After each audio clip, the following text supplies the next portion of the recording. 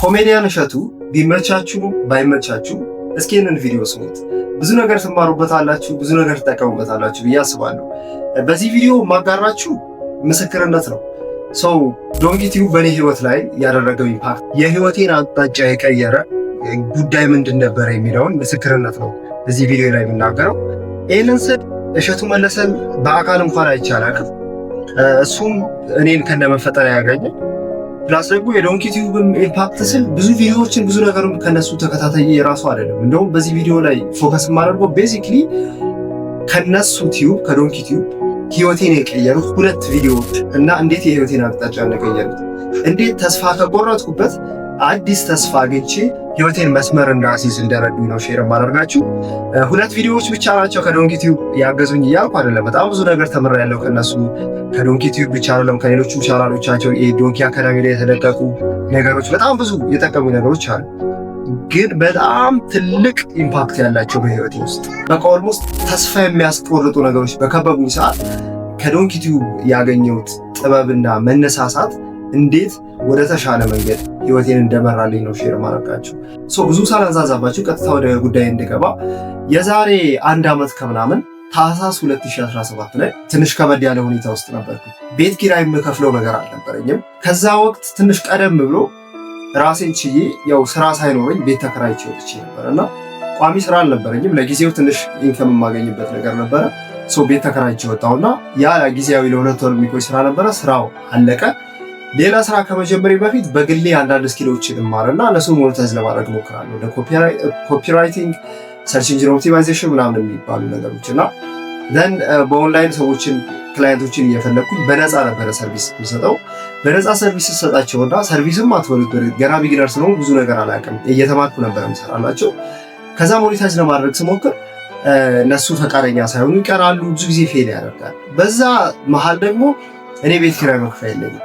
ስለዚህ ቤት ኪራይ መክፈያ አጥቼ አንድ ጓደኛዬ ጋር ቤት እየፈለግኩ ነውና እዚህ መውጣት ስለነበረብኝ ነው አንተ ጋር ተጠግቼ ልኖር አልኩት። በዚህ አጋጣሚ አመሰግናለሁ። መኮንን ይባላል።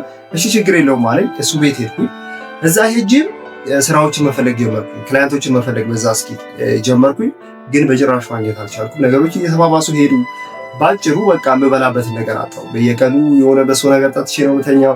ያ ጓደኛ አለ ጠዋት ወጥቶ ማታ ነው የሚገባው። ግን አቅመራ ስራ እኮ አለ ትንሽ ቀዝቀዝ ብሎ ነው ምናምን እለዋለሁ። በዚህ መልኩ ሁሌ ጠዋት ተነስቼ የማደርገው ነገር ስራ መፈለግ ነው። ምክንያቱም ሰርቫይቭ ማድረግ አለብኝ። ስራ ስፈልግ ምንም ነገር የለም። በየቀኑ 40 ሰው 50 ሰው ሪች አውት አደርጋለሁ። የሆነ ኦፖርቹኒቲ ላገኝ አልቻልኩም እና ነገሮች በጣም እየተበላሹ እየከበዱ መጡ። እዛ ላይ ደግሞ ስትረሶች አሉ። ሁኔታዎች በጣም የሚያስጠሉ እየሆኑብኝ መጡ ማለት ነው። አንድ ቀን ጠዋት ተነሳውና ዛሬም ስራ ልፈልግ ነው። በጣም ከ100 ሰዎች በላይ ጋር ሪች አውት አድርጌያለሁ። በየቀኑ ከጠዋት እስከ ማታ ስራ እየፈለግኩኝ ሳምንታትን አሳልፌያለሁ። ምንም ለውጥ የለምና እየበላሁም አይደለም። ምንም ኤነርጂ የለኝም። ደክሞኛል፣ ደብሮኛል፣ ብቻዬን ነኝ ምናምን እና በቃ የሆነ ተስፋ የሚያስቆርጥ ሲቹዌሽን ሆነብኝ ማለት ነው። ለምን ሁሉንም ነገር ትቼው እናቴ ጋር አልሄድም ብዬ አሰብኩኝ። በእርግጥ ሌሎችም ላናገራቸው የምችላቸው ዘመዶች ብዙ ሰዎች አሉ፣ ግን ማናገር አልፈለጉም። በቃ አይ ቲንክ ባህሪ ነው። በዛ ሰዓት ደግሞ ብቻዬን ፋይት አድርጌ ህይወትን ማሸነፍ አለብኝ የሚል አይነት አመለካከት ነበረኝ። በቃ ተስፋ ቆረጥኩኝ። የዛ ሰዓት ላይ እናቴ ጋር ተመልሼ መሄድ አለብኝ አልኩኝ። እናቴ ጋር ደግሞ እንዳልሄድም ኦፖርቹኒቲዎች ያሉት እዚህ ነው መኖር የምፈልገው፣ እዚህ ነው መስራት የምፈልገው፣ እዚህ ህይወቴን መቀየር እፈልጋለሁ። እዛ ሂጄ መቀመጥ ነው። ኦፍኮርስ እበላለሁ፣ ብዙ ነገሮችን ሳልጨነቅ መኖር እችላለሁ። ግን ደግሞ ምንም ኦፖርቹኒቲዎች የሉም፣ አላድግም። እኔ ደግሞ ብዙ አምቢሽኖች አሉ፣ ብዙ ላሳካቸው የምፈልጋቸው ነገሮች አሉ፣ ትልቅ ቦታ ላይ መድረስ እፈልጋለሁ ምናምና ሁለቱ ነገሮች ተጋጩብኝ እና በጣም ኮንፊውዝድ ሆንኩኝ። በቃ ምንም ግራ ገባኝ። የሆነ መንገድ ላይ ወጣችሁ ምንም መሄጃ የላችሁ ምናምን አይነት የተሰምቷችሁ ያውቃል። በቃ የምታደርጉትን ነገር አታውቁም፣ ግን መንገድ ላይ ናችሁ። ቤት በገባም ለመተኛት ነው። እሺ አፕላይ ማድረጉ በጣም ብዙ ሞክሬ አልተሳካልኝም። በጣም ደብሮኛል እና ገባሁና በቃ ስክሮል ማድረግ ጀመርኩ ማለት ነው። ቲክቶክ ያኔ ያው ስራ ምናምን ተፈተፍንበታለሁ። የገዛው ኢንተርኔት አለ ምን አለ ፓኬጅ ሳፋሪኮም በጣም ብዙ አለ። በቃ ስክሮል ማድረግ ምናምን ነው በቃ ስራዬ ማለት ነው። ተኝቼ በጣም ዲፕረስድ ሆንኩኝ። በቃ የሆነ እንዴት ልግለጻቸው ከባድ ዲፕሬሽን አይነት ነገር ውስጥ ነው ለተወሰነ ጊዜ ቢሆን። ከዛ አንድ ቀን እንደዚህ ስክሮል እያደረኩኝ ሞቲቬሽናል ስፒቾች ለመስማት ሞክራለሁ። ከዛ በፊትም ብዙ ጥሩ ቫይብ የለኝም ለሞቲቬሽናል ስፒች ቢካዝ ለጊዜው የሆነ ስሜት ሰጥቷችሁ ለጊዜው አነሳስቷችሁ ከዛ በኋላ ደግሞ ያ ስሜት ሲጠፋ የሚጠፋ ነገር ስለሆነ ለሞቲቬሽናል ስፒች ብዙ ያን ያህል ቦታ የለኝም እና ግን ያኔ እንደው እስኪ ካነሳሳኝ ከዚህ ዲፕሬሽን ካስወጣኝና እንደው የሆነ መንገድ እንኳን ከታየኝ ብዬ ሞቲቬሽናል ስፒቾችን ሰማው በቃ ዌክ አፕ ወርክ ሃርድ እንትን ምናምን ተነስ ስራ ምናምን ጩኸት ምንም መሬት ላይ ምንም ነገር ሳይኖር ማለት ነው። እሱ ደግሞ ይበልጥ ያደክማል ማለት ነው። ድንገት አንድ ቀን በእንደዚህ አይነት ሙድ ውስጥ ሆኜ ዶንኪ ቲዩብ ላይ ቅመምህን ያጣጥሉብሃል የሚል ቪዲዮ ነበረና እሱን ከፈትኩት። ገና ስከፍተው ጀምሬ ነው በቃ የሆነ የነዘረኝ ማለት ነው። እና ይሄ ሞቲቬሽናል ስፒችን አትሉትም ቢካዝ ቅድም እንዳልኳቸው ሞቲቬሽናል ስፒቾች ዝም ብሎ አፕሊፍት ያደርጓችሁና ከዛ ደግሞ የሚጠፋ ስሜት። ይሄኛው ግን የሆነ ከነፍሴ ጀምሮ ነው የሚያነሳሳኝ እንጂ ያንን ደግሞ ያወቅኩት ከዛ በኋላ ቀጥሎ ቀናቶች ላይ የመጣው ነገር ነው እንጂ ዝም ብሎ ሞቲቬሽናል ስፒች አልነበረም። አየሁት ቤዚክሊ ፖይንቱ የኬኤፍሲ ባለቤት 1000 ምናምን ጊዜ ሞክሮ ነው በ1000 ምናምንኛ በ1010ኛ ነው አይ ቲንክ ስራው ተሳክቶለት በጣም ብዙ ሰፈር ካደረገ በኋላ በ65 ዓመቱ ሀብታም ሆኖ ከዛ በኋላ ህይወቱን የለወጠው ምናምን ነገር ነው ፖይንቱ ማለት ነው። እሱን ቪዲዮ ካየው በኋላ በቃ ሌላ ሰው ተነሳሳው። በጣም ከዲፕ ሌቭል ነው የተነሳሳሁት ማለት ነው። እኔ 100 ምናምን ጊዜ 200 ምናምን ጊዜ ስራ ሞከርኩ ብዬ እንትን ልል ነው ተስፋ ልቆርጥ ነው አይነት ነገር ተሰማኝ። ከዛ በኋላ አፕላይ ማድረግ ሌሎችም ደግሞ ሀሳቦች ይመጡልኛል። በቃ ምን አይነት ስኪሎች አሉኝ፣ እንዴት ደግሞ በሌላ መንገድ እንዴት ስራ መፈለግ እችላለሁ ምናምን ያ ሁላ ተስፋ መቁረጥ የት እንደጠፋ አላውቅም ማለት ነው። እንደዚህ እያደረግኩ ለቀናት ከቆየው በኋላ ጥሩ ሙድ ላይ ነኝ፣ ግን ስቲል ነገሮች እየተለወጡ አይደለም። ብዙ አፕላይ አደርጋለሁ፣ ምንም የሚመጣ ነገር የለም እና ከዛ ድንገት አሁንም ዶንኪ ቲዩብ ላይ ሁለተኛ ቪዲዮ አየሁ ማለት ነው። ይህ ቪዲዮ ደግሞ ምንድነው የሚለው እሸቱ መለሰ ለዚህ ስኬት የደረስኩበት 10 ነጥቦች የሚል ነው። በቃ ሆሊውድ ገባሁ ነው የሚለው የእንትኑ ታይትል ራሱ። ደን እነዛ 10 ነጥቦች የሚናገርበትን ቪዲዮ ከፈትኩት። የመጀመሪያው ፖይንት የመለኮት ጣልቃ ገብነት ነው የሚለው። ሰክሰስ ውስጥ ላይ ለመድረስ ለእግዚአብሔር ሰረንደር ማድረግ ነው ይላልና በጣም ኢንስፓየር በሚያደርግ መልኩ ነው እሱ ራሱ ፕሬዘንት የሚያደርገው። እንዴት ለመጀመሪያ ጊዜ የደብረ ሊባኖስ እንደሄደ ከዛ በኋላ ህይወቱ እንደተለወጠ ኦፖርቹኒቲዎች ምናምን ነገር ይናገራልና ልክ አንደኛውን ጨርሼ ሁለተኛ ሲል እኔ ቪዲዮን አቆምኩት። ሁለተኛ ሲል ያልቀጠልኩትም በቃ አንደኛውን ተግባር ማድረግ አለብኝ አይነት ነገር ነው የተሰማኝ። በጣም ተነሳሳውና ልክ ብድግ ስል የመድኃኔዓለምና የቅዱስ ገብርኤል ስላለ ቆምኩኝ። በቃ እግዚአብሔር ሆይ ከዛ በፊት ያው እኔ ክርስቲያን የሆንኩት ያኔ ለወራት ነው። ቄዳር ተጠምቄ ገና ኦርቶዶክስ የሆንኩት ማለት ነው። ከዛ በፊት ሌላ ህይወት ውስጥ ነበር። ሰው በቃ እግዚአብሔር ሆይ ከዛ ሞት አውጥተኸኛል፣ ከባድ ሁኔታዎችን አሳልፈኛል፣ ከዛ ሞት አውጥተኸኛል። ሰው አሁንም ካሁን በኋላው ያለውን ህይወት አንተ እንድትወስድ እፈልጋለሁ። በቃ ጨክኜ ማለት ነው። ቅዱስ ገብርኤል ያኔ አምላኬ ልኮ ከዛ መከራ ሁሉ አውጥተኸኛል። ስለዚህ ካሁን በኋላም አንተ ነህ። አሁን የሆነ በቅዱስ ገብርኤል ስም የተጠራ ገዳም እፈልጋለሁ። ዛሬውን ሁሉንም ነገር ትቼ ሄጄ ለተወሰነ ጊዜ ጾም ጸሎት አድርጌ ሰረንደር አድርጌ እመጣለሁ ብዬ ወሰንኩኝ። የዛለት ወሰንኩኝና ሰዓቱ ስለሄደ ሰርች እያደረኩኝ ቆየው የሚሄድበት። ከዛ በኋላ ሙታንሳ ቅዱስ ገብርኤል የሚባል ቤተክርስቲያን አራብሳ አካባቢ ማለት ነው። እኔ ያለው ቤተል ነው። በዛ ሰዓት ከቤተል አራብሳ አካባቢ ያለ ቤተክርስቲያን አገኘው። ዩቲዩብ ላይ ነው አይ ቲንክ ያገኘሁት። ወዲያውኑ እንትኑን ፈላለኩና ሎኬሽኑ የት እንደሆነ ቆረጥኩኝ ማለት ነው። በቃ ማታውን የዛለት አልተኛው ማለት ይቻላል። ጓጉቼ ነው የሆነ አይነት ነገር ብቻ ግን ነክቶኛል ያንን ቪዲዮ ካየው በኋላ። ከዛ በኋላ በሌሊት ተነስቼ እዛ ሄድኩኝ። ታህሳስ መጀመሪያ አካባቢ ነው ይሄ 2017 ታህሳስ ላይ ማለት ነው። ሄጄ ለ3 ሳምንት ቆየሁኝ። የሚገርማችሁ ሲሄድ ቦታም አልነበረ ብቻ ግን ነገሮችን እንትን አድርጌ ሌላ ቤተክርስቲያን ቃጥላ ማርያም የሚባል እዛው አካባቢ ያለ እዛ አዳራሽ ውስጥ ቆይቼ ብራ እየተጠቀመኩ እየጸለይኩ ምናምን በቃ እየጾምኩ በጣም ደግሞ የጾም ወቅት ነው፣ የገና ጾም ወቅት ነው። በጣም የሚገርም ጊዜ፣ በጣም ሰላም ያገኘሁበትን ጊዜ አሳለፍኩኝ። ያኔ ምንም ገንዘብ አልነበረኝም፣ ግን ስሄድ ከዛ በፊት አንድ ሰውዬ ጋር 2000 ብር ነበረኝ። ያንን 2000 ብር ተቀብዬ ነው የሄድኩት። ስመለስ ሌሎች እዛ ማውጣት የነበረኝ ወጪዎች አሉ። በእርግጥ አንዴ ነው አምባሻ ነገር ነው የምንበላው። ከዛ ግን ሌሎች የግድ ማውጣት የነበረብኝ ነገሮች ነበሩ። ምንም ብር የለኝም። ስመለስ ግን ገና ነው 3 ሳምንት ቆይቼ ስመጣ 27 አካባቢ ነው፣ እሑድ ቀን ነው የወጣሁት። ዘን ከ2 ቀን በኋላ ገና ነው። የዛን ቀን እንደዚሁ አሳለፍኩት አይ ቲንክ። ከዛ ማታ በሱ ነገር ጠጥቼ ተኛሁኝ። በማግስቱ እህቴ ቤት ሄድኩኝ። እህቴ ቤት የሄድኩት በእግሬ ነው። ከቤተል ካራ የሚባል ቦታ በእግሬ ነው የሄድኩት። የታክሲ እንኳን አልነበረኝም። ዘን ስመለስም በእግሬ ተመለስኩኝ። አይ ቲንክ ከዛ በማግስቱ በዓል ነበረ። በ29 አጎቴ ጋር አከበርኩኝ። ከአጎቴ ቤት በዓል አክብሬ ስመለስ አሁን እዚህ ጋር የተፈጠረው ነገር ነው ነገራችሁ የምፈልገው። ከአጎቴ ቤት በዓል አክብሬ ስመለስ ስራ ፈላጊ አይደለሁም ከዛ በኋላ። ምክንያቱም ምንድነው ወደ ሙታሳ ገብርኤል ሲሄድ ስልኬን ዘጋግቼ ምናምን አጠፋፍቼ ነው ሁሉም ነገር የሄድኩት። በተን ስልኬ ይዤ ነው የሄድኩት።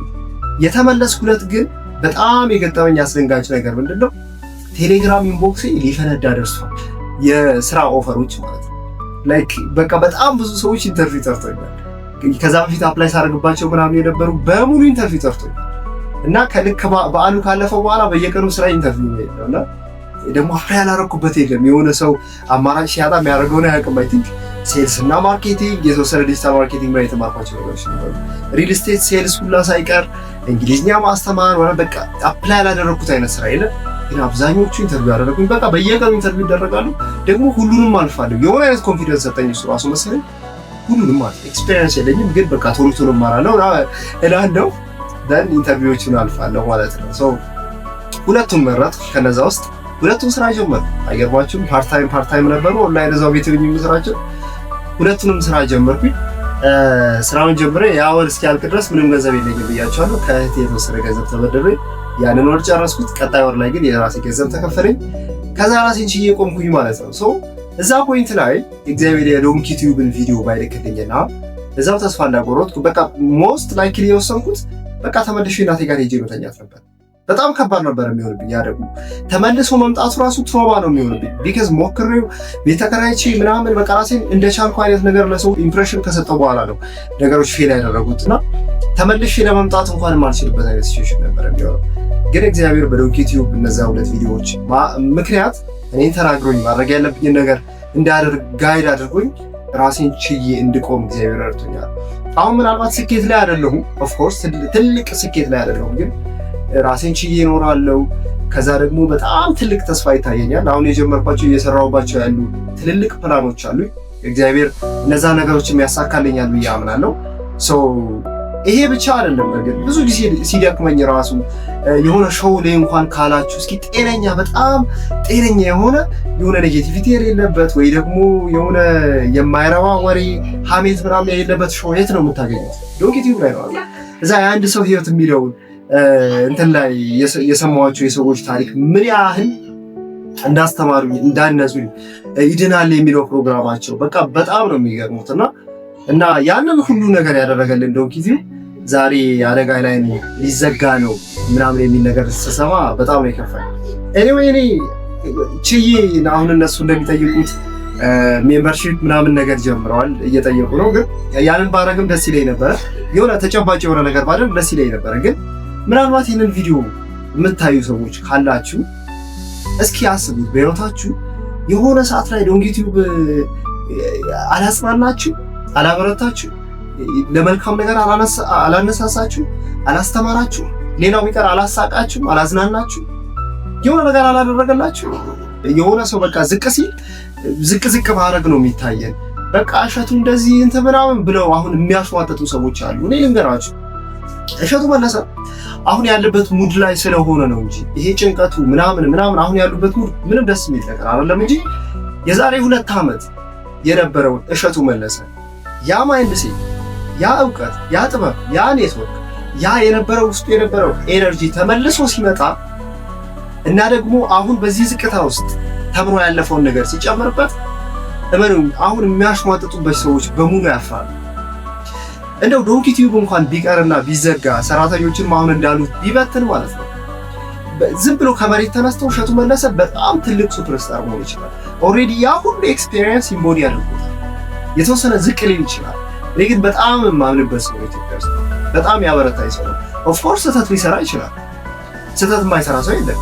የሆነ ነገር አግኝታችሁበት ሊሆን ይችላል። አሁን የምትወቅሱት ሰዎች እና መልአክ ነው እንዴ? ምድር ላይ እኮ ነው እየኖርን ያለ ነው። ገነት አይደለም እየኖርን ያለ ነው። ስህተት እንኳን ሰራ፣ ሁሉም ሰው ስህተት ይሰራል። የኛ ስህተት ፐብሊክ ስላልወጣ ምናምን ሊሆን ይችላል። ያወራቸው ነገሮች ኢንኮንሲስተንት ሆኖ ሊሆን ይችላል። በቃ በጣም ብዙ ጫና ያለበት ሰው ነው አይደል? ሰው ይሁና ምን ጣጣ አለ? ሰው ይቅር ብለን የሆነ ሰው ዝቅ ሲል እንደዚህ ያረዳንን ሰው ከፍ እንደማለት ጭራሽ ተጨምረን በቃ ምናምን ብለን ማሽሟጠጥ እንወዳለንና እስኪ እናንተስ በህይወታችሁ ያደረገላችሁ ነገር የለም? እስኪ እዚህ ኮሜንትም ላይ አሳውቁ። እየወጣችሁ ደግሞ ተናገሩ። እሱንም ያበረታዋል ብዬ አስባለሁ። ምናልባት ይሄንን ቪዲዮ ወይም ሌላ እንደዚህ አይነት ቪዲዮዎችን ቢያይ ኦኬ ብሎ ራሱን እንዲያስታውስ ያደርገዋል። አሁን ያሉበት ዝቅታ የእነሱ አይደንቲቲ አለመሆኑ፣ የዶንኪ ቲዩብም የራሱ የኮሜዲያን እሸቱ አይደንቲቲ አለመሆኑ በደንብ እንዲያውቅ ይረዳዋል ብዬ አስባለሁ። ስለዚህ እሺ ይህንን የምሰማ ከሆነ የኔን ብቻ አይደለም የኔን ህይወት ብቻ አይደለም የኢትዮጵያን ህይወት ነው የለወጥከው። ከዚህ ይለኛል ከ3 ዓመት በፊት አሁን ራሱ ዜናዎችን ዝም ብላችሁ ተመለሳችሁ ብታዩት ትልልቆቹ ነገሮች ኢትዮጵያን የያዟት ነገሮች በጣም ኔጌቲቪቲ የሞላባቸው ነገሮች ነበሩ። ወደ ኮንተንት ስንመጣ ማለት ነው ይሄ ዘረኝነት፣ ይሄ መወጋጋት፣ መጠላላት፣ መበሻሸቅ፣ የሰዎችን ስቶሪ እያወጡ ሚዲያ ላይ እያሰጡ ማጠላላት፣ የማይረባ ወሬ፣ ሀሜት ምናምን ነበር እና ዶንኪ ቲዩብ ከመጣ በኋላ ብዙ ነገሮች አልተቀየሩ። ሰዎች የሆነ ፖዚቲቭ ነገር ማሰብ፣ መስራትን፣ መለወጥን ማሰብ አልጀመሩ። ወደ መንፈሳዊነት መቅረብ አልጀመሩ። በጣም ነው የጀመሩት። ከምታስቡት በላይ ኢምፓክት ነው ዶንኪ ቲዩብ ኢትዮጵያ ውስጥ ያደረገውና እሺ ይሄ በቃ ቴምፖራሪ ሲዝን ነው ማለት እኔ ለአንተ ልነግርህ የምችል ሰው አይደለሁም። ምናልባት ልሰማው ትችላለህ ብዬም ነው ላሰማውም ትችላለህ። ሞስት ፕሮባብሊ አሰማው። ግን ብቻ በቃ አሁን ያላችሁበትን አይደንቲቲ አይደላችሁ። እግዚአብሔርም ከእናንተ ጋር ነው። በጣም ትልቁ ነገር ደግሞ እሱ ነው። አውቃለሁ እግዚአብሔር ከእናንተ ጋር እንደሆነ አምናለሁ በጣም ማለት ነው። ስለዚህ እግዚአብሔር ዝቅ ስትሉ ዝም ቢላችሁ እንኳን በቃ የሆነ ነገር አለ እሱ እየሰራ ያለ። ምናልባት አላቅም ከሱ ጋር ያላችሁ ይሹ እያስተማራችሁ እምነት እየጨመረላችሁ ኦር በቃ እኔ ምን እንደሆነ ላቃችሁ፣ ምናልባት ያጠፋችሁት ነገር ካለ እየተቀጣችሁ ምንም ሊሆን ይችላል። ግን ይሄ በቃ እንደዚህ ዝቅ ብላችሁ አትቀሩ። ትንሽ ኢሞሽናል ሆኜ አይ ቲንክ ወሬ ደጋገምኩ፣ ወሬ ያበዛው። ይህንን የምታዩ ሰዎች እስኪ ዶንኪ ቲዩብ ያደረገላችሁን ነገር እሸቱ መለሰ ያገዛችሁን የረዳችሁን ነገር እየወጣችሁ እዚህ ቪዲዮ ኮሜንትም ላይ ጻፉ። አመሰግናለሁ።